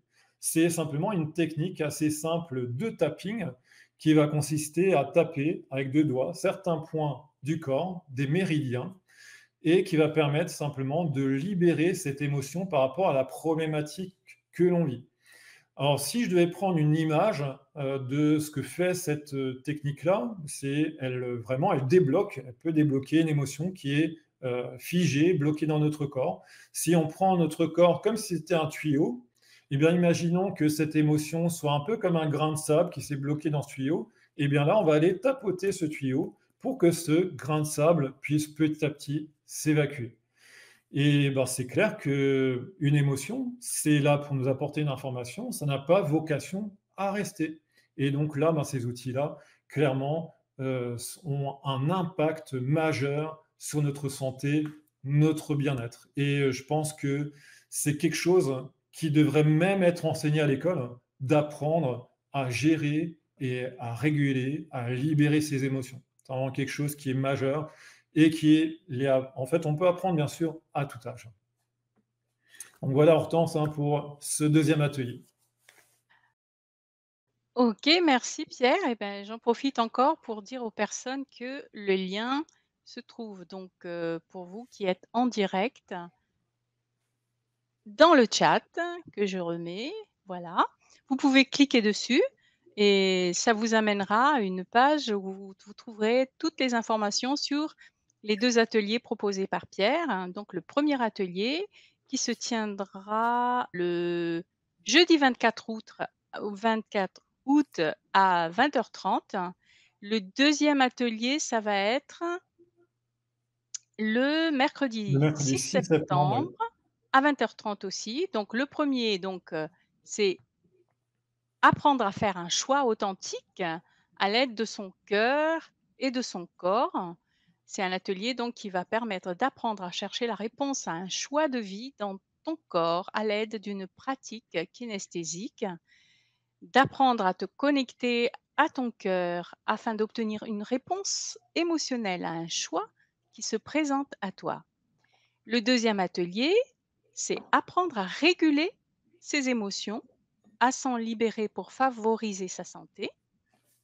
C'est un atelier qui va te permettre d'apprendre une technique de régulation de tes émotions en passant par ton corps, d'apprendre donc une technique de libération émotionnelle, comme a dit Pierre, l'EFT, pour baisser la charge émotionnelle en lien avec un conflit vécu et de devenir autonome, ce qui est intéressant, dans la régulation et la libération de ses émotions. Et donc, ces 2 ateliers sont indépendants mais ils peuvent donc ça veut dire qu'ils peuvent être achetés seuls ou par 2 et évidemment en pack de 2 et évidemment, si vous les achetez seuls, c'est le prix est déjà, assez très accessible, hein, à l'ANV. Mais si vous les achetez par le pack de 2, c'est évidemment plus avantageux que si vous achetiez, les 2 séparément, à un délai de distance, quoi. Donc, voilà.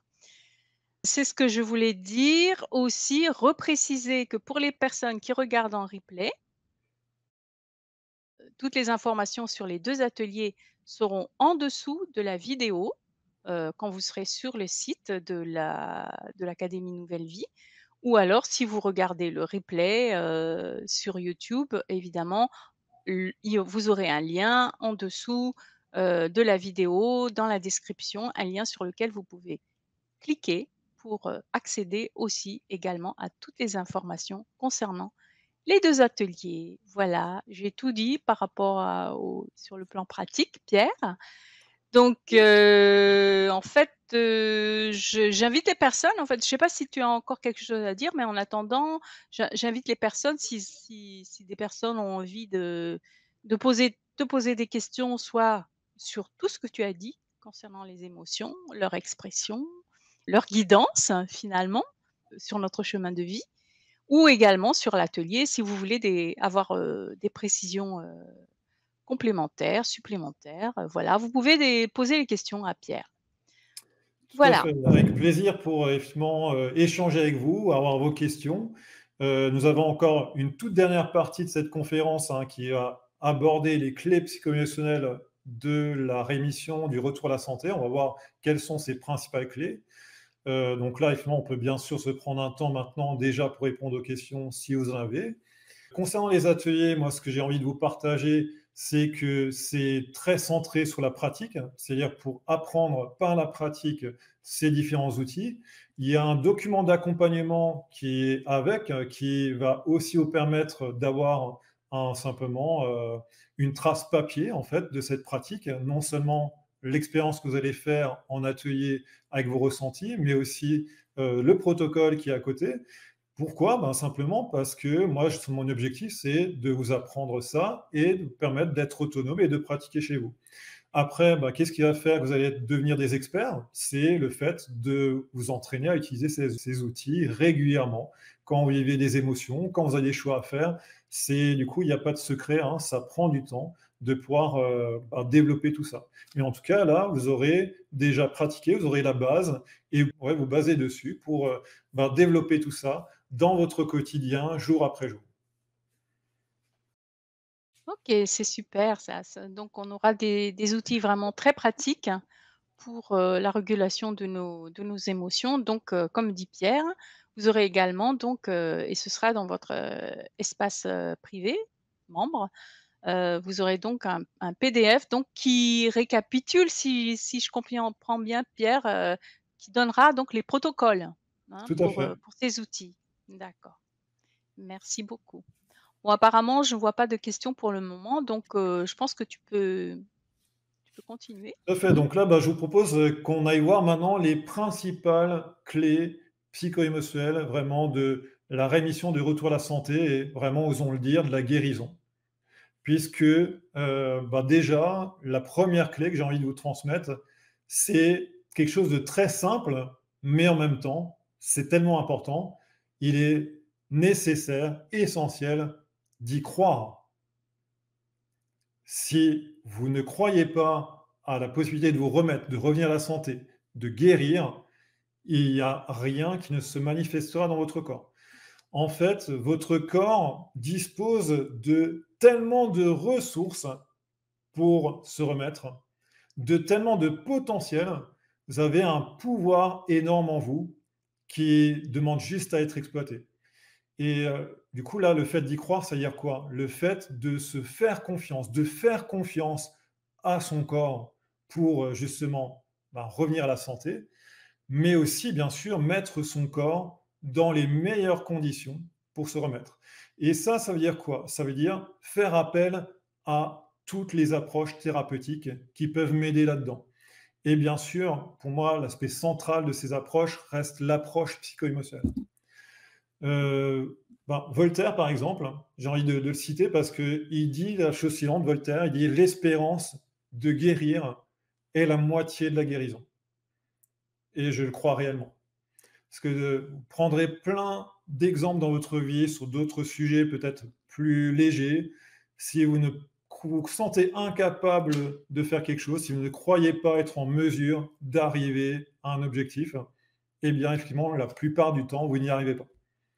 Si vous ne croyez pas en votre corps, à ses capacités à se remettre, ben votre corps, vous allez simplement le mettre en état de démission et ne va pas être mobilisé pour revenir à la santé.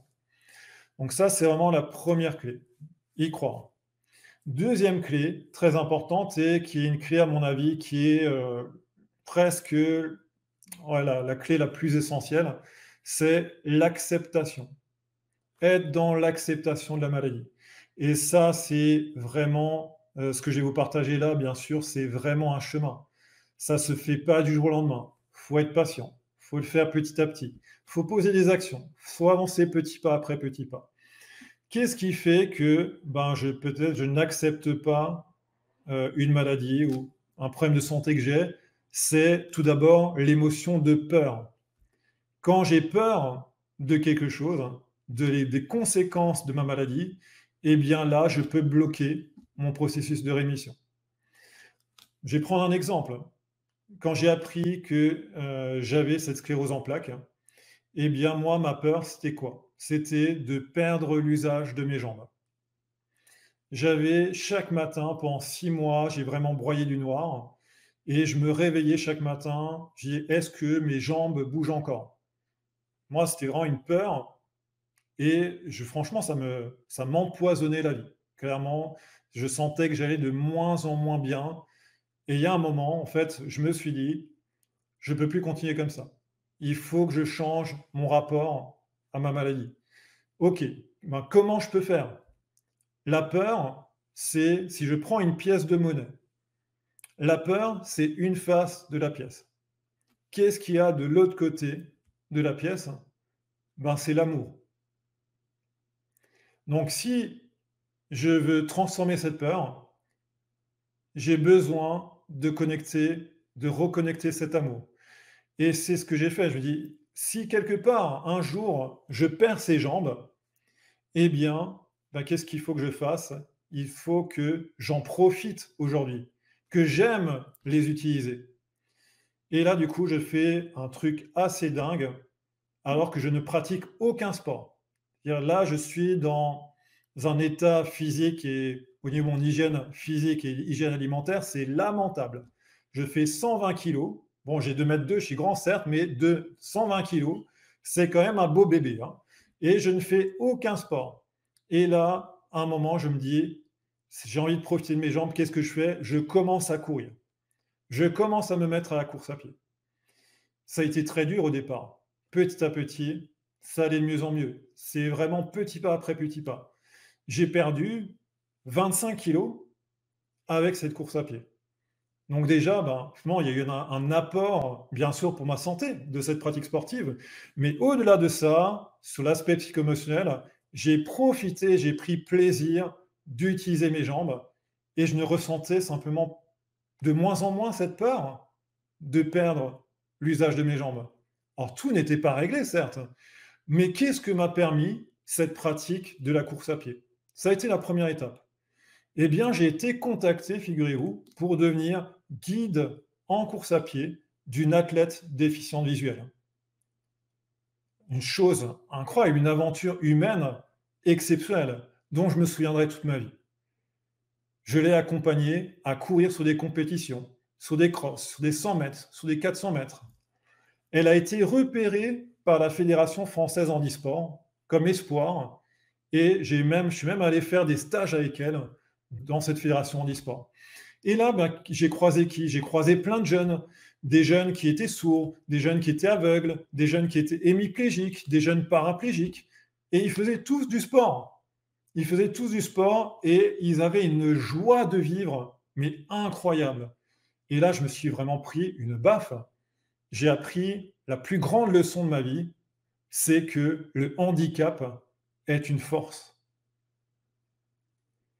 Que, en fait, non seulement on peut transformer sa vie par rapport à un handicap, puisqu'il est toujours possible de s'adapter à des situations et de trouver des choses, mais j'ai vu à travers ces jeunes qu'on peut même aller encore plus loin. On peut transcender sa vie, on peut vivre une vie extraordinaire même avec ce handicap.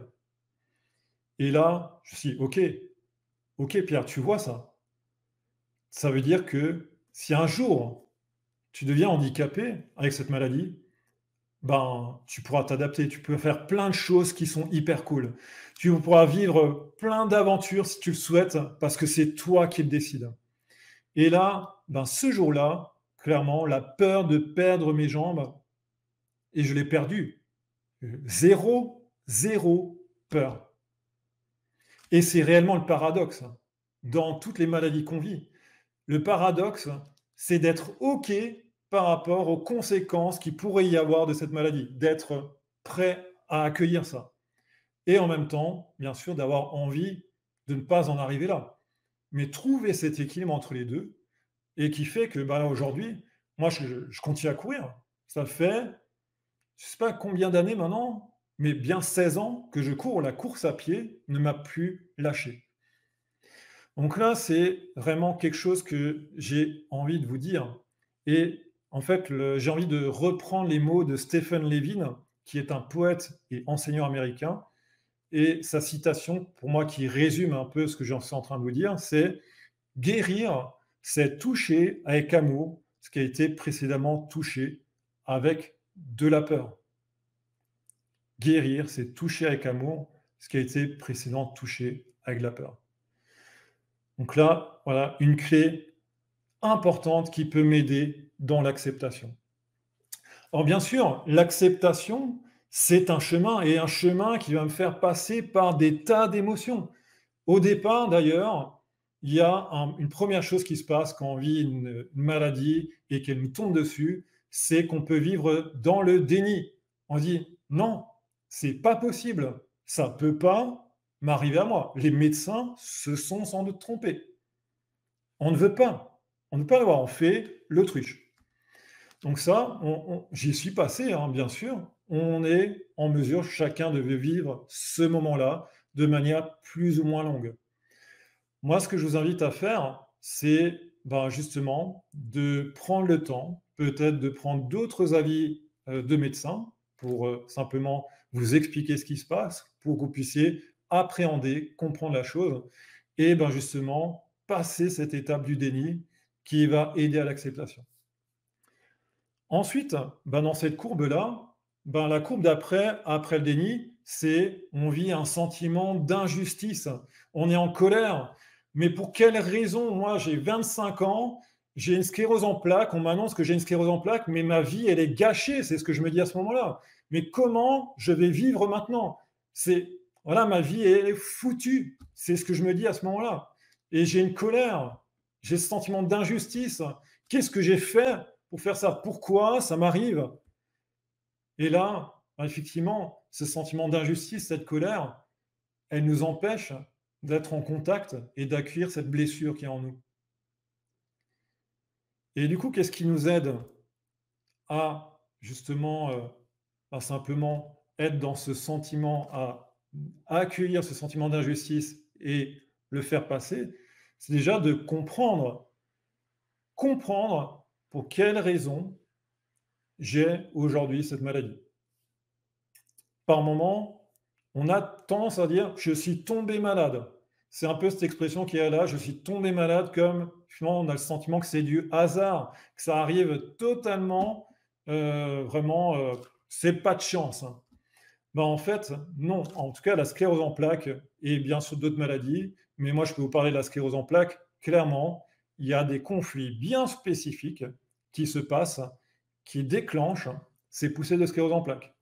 Il y a bien sûr tout ce qui est émotionnel qui se passe, comme moi je l'ai vécu, mais en allant chercher, en allant comprendre que finalement, ben, qui engendre cette situation, qui crée cette réaction dans le corps, eh bien, c'est nous-mêmes. Donc là, il y a déjà effectivement cette compréhension. Hippocrate, lui, il disait, si tu es malade, recherche d'abord ce que tu as fait pour le devenir. C'est essentiel de comprendre quels sont les choix que j'ai faits hier qui font que j'ai ce résultat dans mon corps aujourd'hui. Je ne crois pas au hasard. Ensuite, bah, il y a bien sûr cette notion de responsabilité. Nous sommes les propres acteurs de notre santé. Alors, l'objectif, bien sûr, c'est pas de vous culpabiliser par rapport à ça, mais plutôt de vous faire prendre conscience à travers cette responsabilité que vous avez le pouvoir, que votre plus grand médecin est en vous et que c'est en vous que vous allez trouver cette clé de rémission. Très souvent, on va aller chercher eh bien, les solutions à l'extérieur. On veut une pilule magique qui fait que du jour au lendemain, ça s'arrête. Non, en fait, la clé se trouve à l'intérieur. On a besoin de patience, on a besoin de temps pour aller la trouver. Bouddha, lui, il disait effectivement cette chose-là, chaque être humain est l'auteur de sa santé ou de ses maladies. Après ça, eh bien entendu, quand on comprend que on est responsable de ça, qu'il y a des choix, des comportements qui ont engendré tout ça, eh bien, l'étape suivante, toujours dans cette idée d'acceptation, eh bien, c'est de ne pas rentrer en combat. J'entends souvent de me dire: «Je me bats contre la maladie». C'est ce que j'ai déjà, pour pas en fait, que mes propos soient mal pris, j'ai déjà envie bien sûr de dire: «Bravo! Bravo pour votre courage». Bien entendu, il faut de la force, des ressources, hein, pour faire face à ça. Mais ce n'est pas un combat contre la maladie. Parce que si vous êtes en combat contre votre maladie, vous êtes en combat contre vous-même. Vous êtes en train de vous faire littéralement du mal parce que vous luttez contre vous. La maladie, c'est une part de vous-même. C'est une part de vous-même qui a été blessée. C'est une part de vous-même à laquelle il est nécessaire d'apporter de l'amour. Et ça aussi, ça participe à l'acceptation.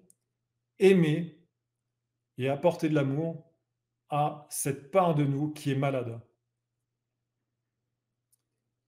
Et comment on peut faire ça? Ben, bien sûr, il y a plusieurs outils psycho-émotionnels qui aident à faire ça, mais globalement, ce qu'il est important que je cherche, c'est le cadeau que me fait cette maladie.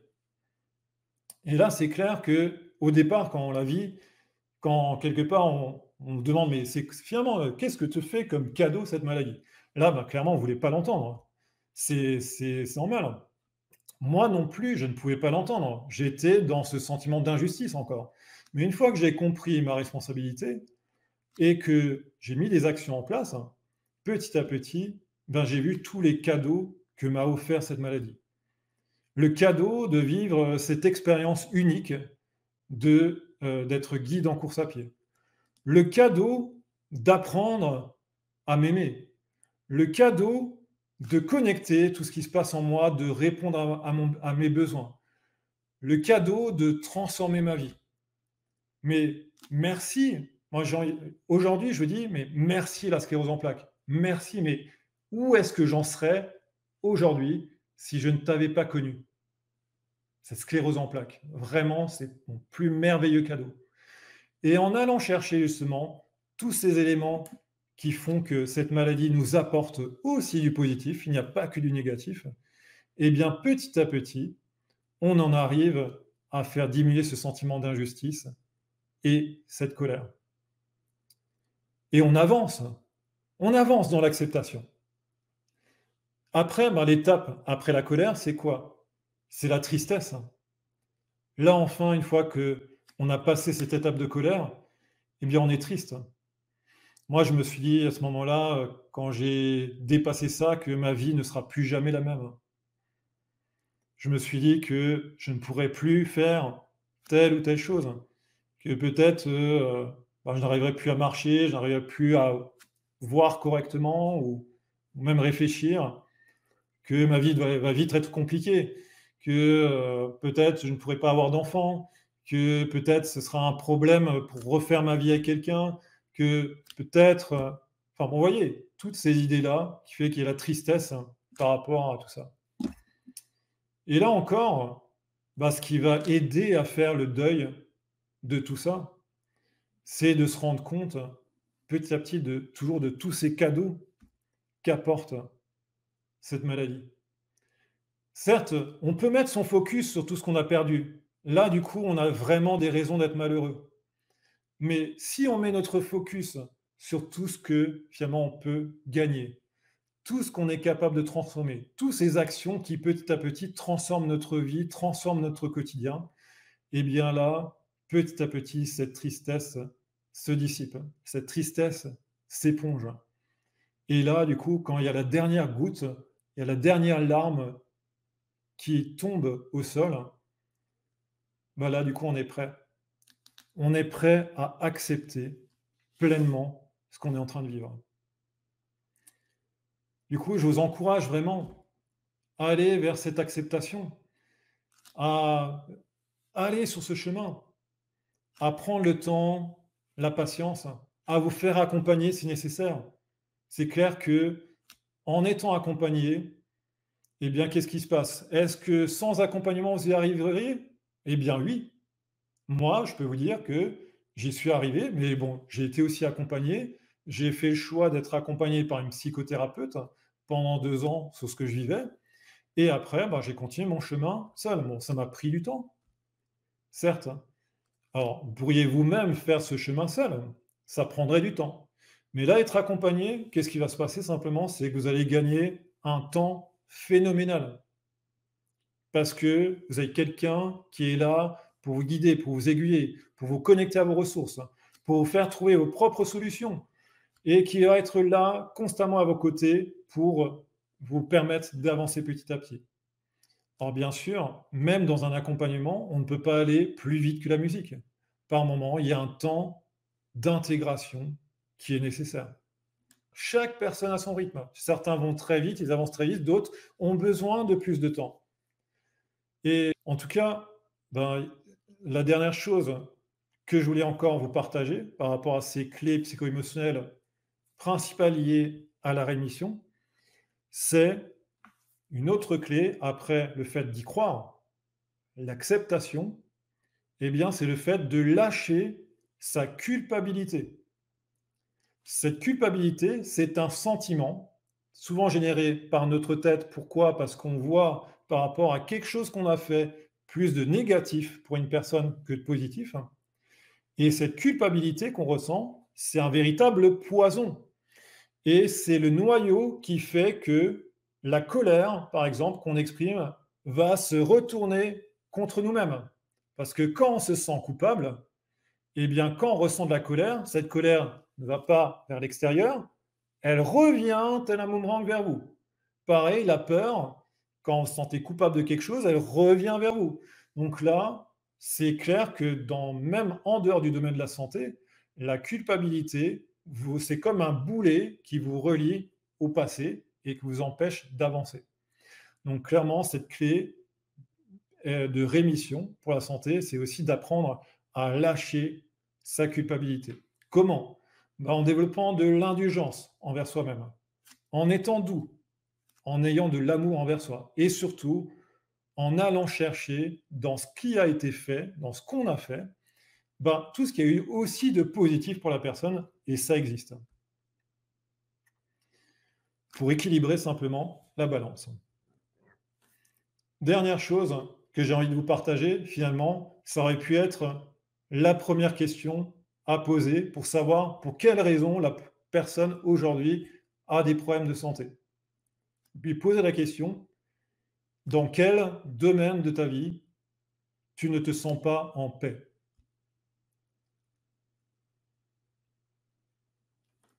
Voilà, ça, en fait, cette simple question va faire quoi? Que la personne va faire émerger les conflits actifs qui sont présents et qui peuvent impacter sa santé. La paix intérieure est clairement un élément essentiel aussi à sa santé. Et du coup, il est important que je fasse le nécessaire, que je prenne ma responsabilité pour solutionner les conflits que je vis. Autrement quoi? Autrement, ben, c'est mon propre corps qui va en payer, en faire les frais. Ce que j'ai besoin d'expérimenter aussi, ce que j'ai besoin de vivre aussi dans cette paix intérieure, c'est le chemin du pardon. Ça, effectivement, c'est un chemin pas confortable. Souvent, on confond le pardon et les excuses. Moi, je vous dis aujourd'hui, on est capable de pardonner à quelqu'un sans pour autant excuser ce qui a été fait. L'acte de pardon, ça ouvre un horizon et surtout, ça vous donne accès à nouveau à votre paix intérieure. Enfin, dernière chose, parce que par moment, sans doute, vous allez me dire: «Ah oui, mais bon, solutionner les conflits, mais c'est pas possible. J'ai fait tout ce que j'avais en mon pouvoir, mais voilà, l'autre personne ne veut rien entendre». Effectivement, dans une relation, on est tous les 2 100 responsables.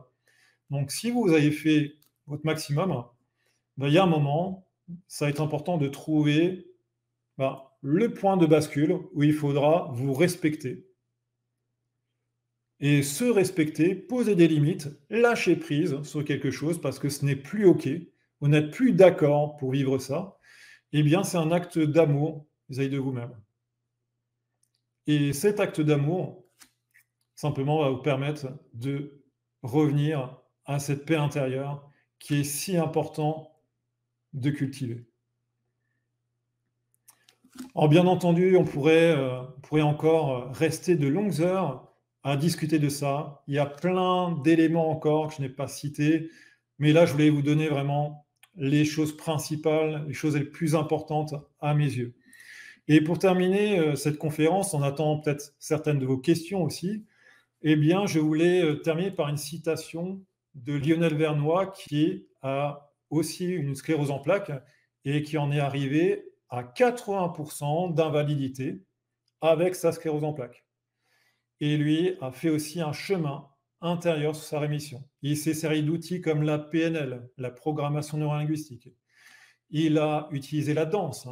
Il a mis son corps dans les meilleures conditions avec la sieste, le repos, ce genre de choses. Et au bout de 4 ans, ça s'est fait bien sûr pas du jour au lendemain, mais au bout de 4 ans, aujourd'hui, eh bien, il a une rémission totale de ses symptômes. Une rémission totale. C'est très, très rare cette expérience que je vous partage, d'avoir quelqu'un qui soit arrivé à 80% d'invalidité avec la sclérose en plaques et qui n'en ait plus aucun symptôme aujourd'hui. Alors que la médecine indique que cette maladie est incurable. Et la médecine, pour cet homme-là, aurait dit qu'il va terminer en fauteuil roulant. Et du coup, j'ai envie de le citer pour terminer cette conférence parce que pour moi, là-dedans, il y a une information capitale. Lionel Vernois, il dit la chose suivante, il dit: «Le changement subi par la maladie m'a obligé à évoluer jusqu'à ne plus être celui qui est tombé malade». Le changement subi par la maladie m'a obligé à évoluer jusqu'à ne plus être celui qui est tombé malade. Il y a une information capitale là-dedans. C'est que clairement, cette maladie que vous avez aujourd'hui vous demande un grand changement. Tout ce que vous avez fait jusqu'à présent, en tout cas les choix que vous avez faits, vous ont conduit vers cette maladie. Et si vous avez envie d'en sortir, il y a un changement majeur à réaliser dans sa vie. Pour chacun, effectivement, il sera différent. Chacun a son histoire. Chacun a quelque chose à transformer. Mais vraiment, ça, c'est très, très important. On ne peut pas espérer se remettre, revenir à la santé, si on ne change pas ce qui nous y a menés. Voilà le dernier message que je voulais vous transmettre. Merci Pierre. Merci beaucoup vraiment pour, toutes ces informations, vraiment très très enrichissantes et très, j'allais dire constructives pour notre santé, notre bien-être. En tout cas pour les personnes qui nous regardent en direct là, ça vaut vraiment le coup de revoir cette conférence. Il y a tellement d'informations. Elle est complète, hein. Tu dis que tu as pas encore, tout dit, mais je la trouve déjà complète en elle-même comme ça. Mais on peut encore aller plus loin justement, avec, les 2 ateliers, que tu proposes. J'ai mis donc le lien dans le chat pour les personnes qui sont en direct. Vous pouvez cliquer dessus pour connaître, la teneur de ces 2 ateliers que je rappelle sont indépendant, c'est-à-dire que vous pouvez soit prendre le premier atelier, soit prendre le deuxième, soit prendre les 2 en même temps. Vous avez toutes les informations en cliquant sur le lien et pour les personnes qui regardent, le replay de cette conférence, en dessous de la vidéo, vous avez toutes les informations sur le site de l'Académie Nouvelle Vie et sur YouTube, vous avez en description le lien, sur lequel vous pouvez cliquer donc, pour avoir aussi toutes les informations concernant ces 2 ateliers qui sont indépendants donc je le rappelle. Donc, bah, écoute merci beaucoup parce que là en fait, il y a Pascaline qui dit: «Waouh, bravo à vous». «Merci beaucoup» dit, Brigitte. «Très riche et constructive», oui voilà. «Bravo Pierre», dit Christelle. Merci beaucoup Pierre, quelle pertinence et c'est vrai, c'est tellement vrai tout ce que tu dis, en fait, intuitivement, on le sait, mais on n'y va pas, quoi. Donc j'espère bien que via les outils que tu vas nous transmettre, qui va transmettre en tout cas aux personnes qui vont, s'inscrire aux ateliers, eh bien, tout ça va être quelque chose de vraiment très, très, très concret parce que c'est vraiment je veux dire, pour les personnes qui vont prendre, les ateliers, le concret de ces outils vont les amener vers, leur bien-être, une meilleure santé, voilà. Donc merci beaucoup à toi. C'est c'était vraiment très, très, très, Ben, très merci précieux. beaucoup Hortense, merci à tous, pour vos partages, pour vos gentils messages à la fin et puis voilà, moi j'ai envie de vous laisser avec cette phrase-là que je répète de maintenant constamment. C'est mon credo, c'est de vous dire que votre santé est entre vos mains. C'est vraiment important de reprendre votre pouvoir, de reprendre connexion à votre corps et toutes les ressources qu'il a en lui parce que c'est juste incroyable. Moi, ça me passionne littéralement ce que je peux vivre autour de la santé et du corps par mon expérience. C'est extraordinaire et je sais que voilà, j'ai jusqu'à la fin de ma vie, je sais que je vais être là-dedans, j'ai avancé, j'ai en apprendre des tonnes et surtout, j'aurai à cœur de chaque fois les transmettre, les partager pour qu'on soit en fait plus important, c'est qu'on soit de plus en plus nombreux à avoir cette conscience-là, parce que en fait, c'est notre santé va déterminer tellement de choses dans notre vie que c'est primordial de lui accorder la première place. Eh bien, merci beaucoup. Gratitude, dit Marie. Donc, merci à toi. C'était formidable. Moi, j'étais c'est quelque chose qui me passionne énormément aussi. C'est quasi, miraculeux, en fait, de savoir, bah, tout ce que tu viens de dire là, par rapport à notre, santé, quoi. Enfin, il y a rien de miraculeux, en fait. C'est quelque chose de naturel, mais, heu, auquel, on n'a pas accès, enfin, je veux dire directement sur le plan de l'esprit, quoi. On n'y pense pas, en fait, on n'en a pas conscience.